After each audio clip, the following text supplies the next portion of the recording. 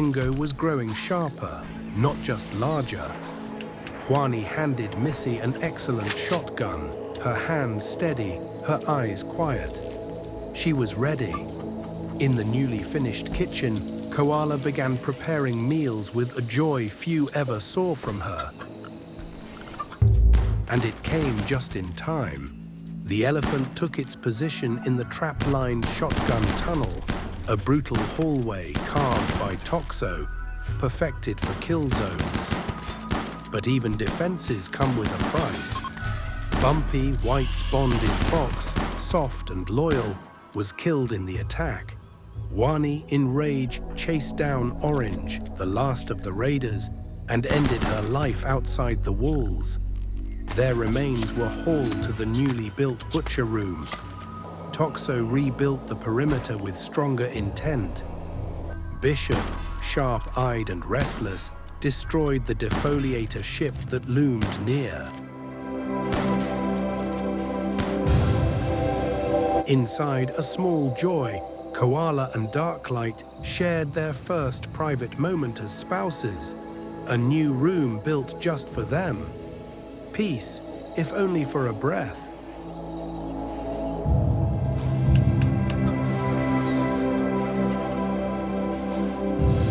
The imps of Firehome of Fakaz gathered once more. They were seen before they struck. The colonists took positions until the elephant panicked and ran outside the walls. The imps opened fire.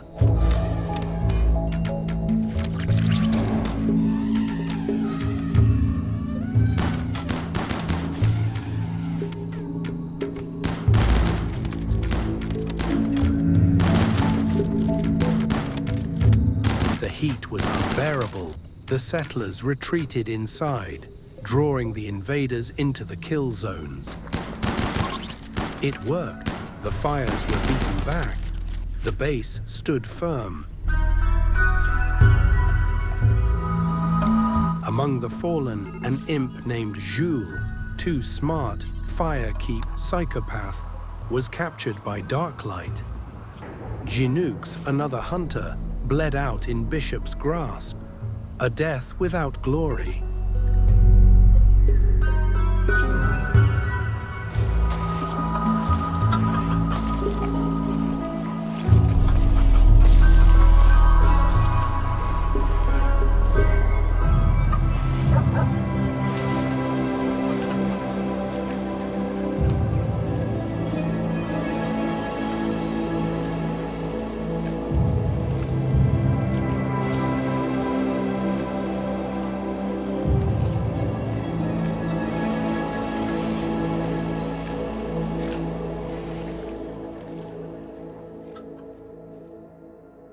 Then, a new kind of enemy.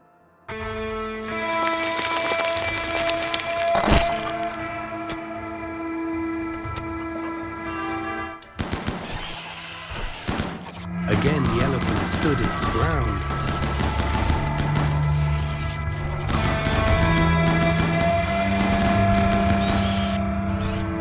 Again, the colonists answered. Victory was won, and the sweet jelly of insects became their prize. De Lassos began carving a new chamber up the mountain, a sacred place, a monument to be for the dead, their own place to pray and remember. The blood hadn't dried when Lascugna and White held their marriage ceremony, but Jules, unstable and raging, went berserk. Toxo brought him down, firm and fast.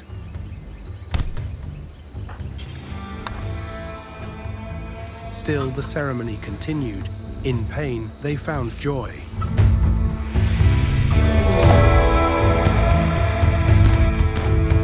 Man-hunting tortoises struck next, slow, relentless.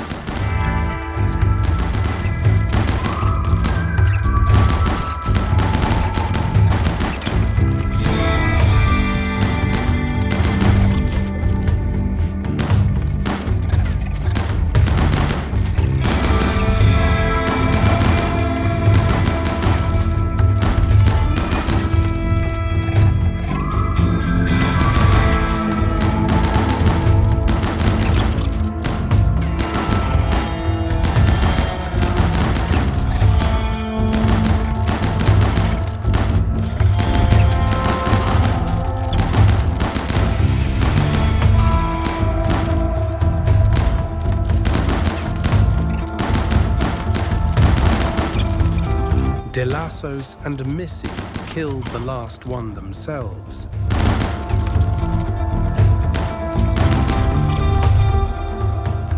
Then another ceremony. Toxo and Juani, bound by stone and flame, married in Engo's shadow.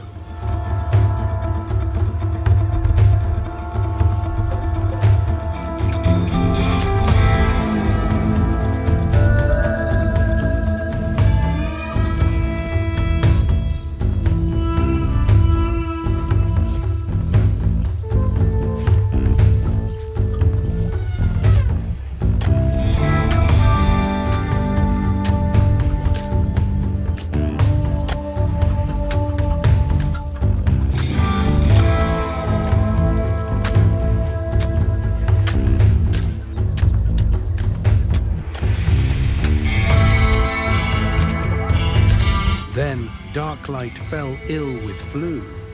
Delassos, rising in spirit, stepped into his role.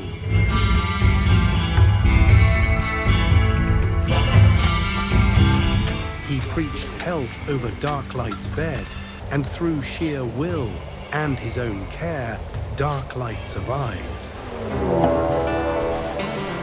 But no sickness came alone. The clan of Yorar began a siege. Itakin snipers, mortars, and fire. The first mortar struck Juani, burning his leg, destroying a toe. As the colonists advanced, the workshop took a direct incendiary shell.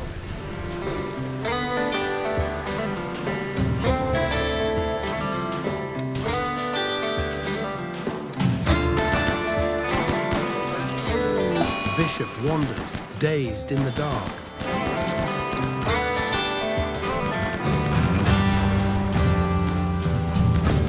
Toxo charged a shotgun-wielding Itakin, but was forced to retreat under fire. Missy and Bishop were both down. The others held, pump shotguns roaring across the rocks, then retreated, regrouped.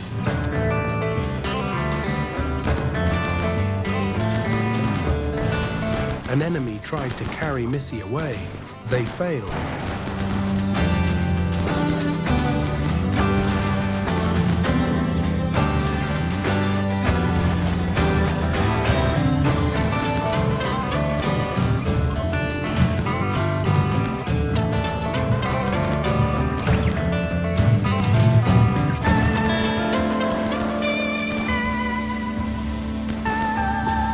In the chaos, White was downed by a tortoise he had mistakenly struck.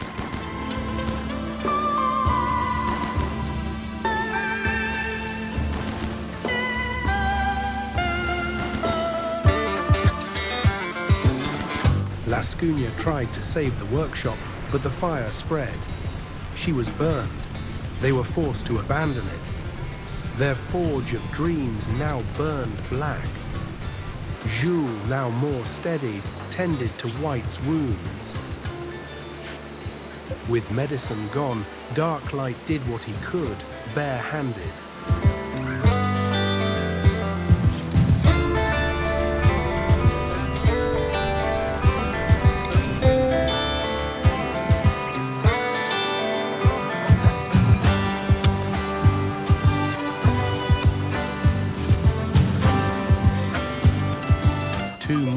Were built. A second geothermal plant came online. Toxo and Juani shared quiet words in the dining hall. White walked the halls again.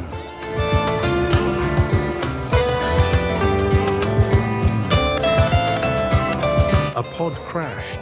Ryore, Forrester, chemical interest, psychically deaf and super immune, was tended by Darklight. She joined the colony not long after. Toxo tore down what was left of the old workshop.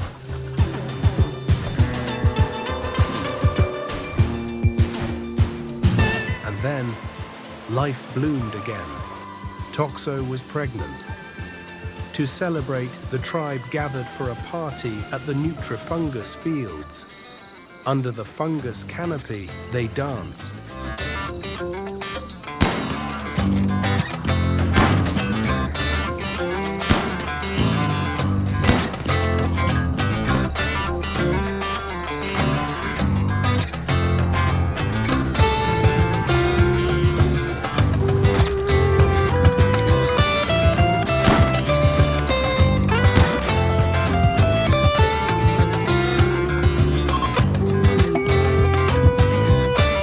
But on the way home, Rai was ambushed.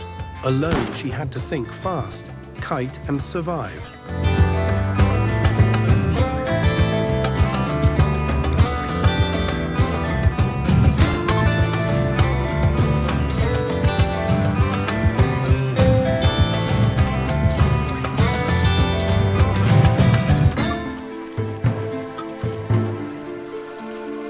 Engo's stone walls held steady, but the sickness crept in through breath and bite. A plague spread across the colony, the mountain air, no protection against old death. Then came a blight. The crops wilted before their eyes. Jules, already unstable, was hit hardest. Dark light tended to him night after night, while De Lassos, once again rising to purpose, delivered a sermon of healing. Still, the sickness dug deep. One by one, the colonists clawed back from death. Barely. But De Lassos broke under the pressure. He binged on psychite tea, spiraling away. To save him, Darklight made a hard call. He arrested his own comrade. Only then could he treat his wounds. With their moral guide lost to sedation, Darklight took up the mantle again. A new threat dropped from the sky. Mechanoids, falling like steel hail, breached near the perimeter. The colonists lured them through the shotgun tunnel and crushed them inside.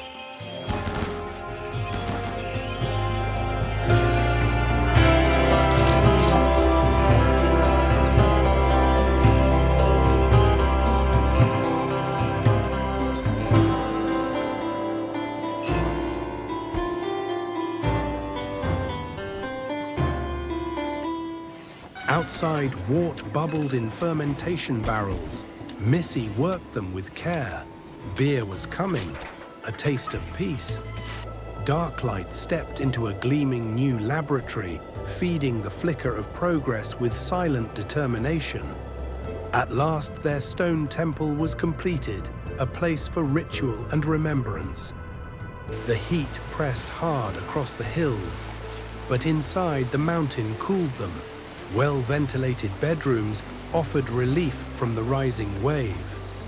Rare Thrumbos arrived at the edge of the woods.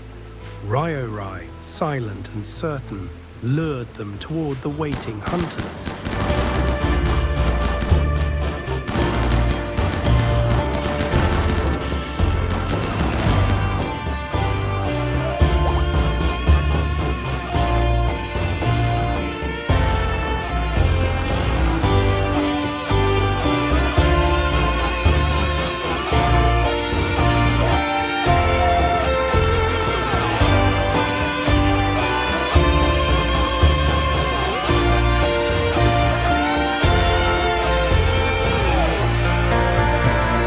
Lascugna wielded the launcher.